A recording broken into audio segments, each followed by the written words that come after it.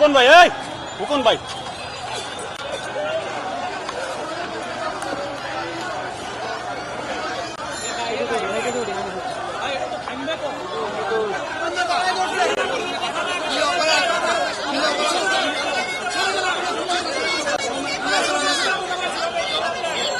Mobile নামান ভাই, নিচে নামান বড় ভাই।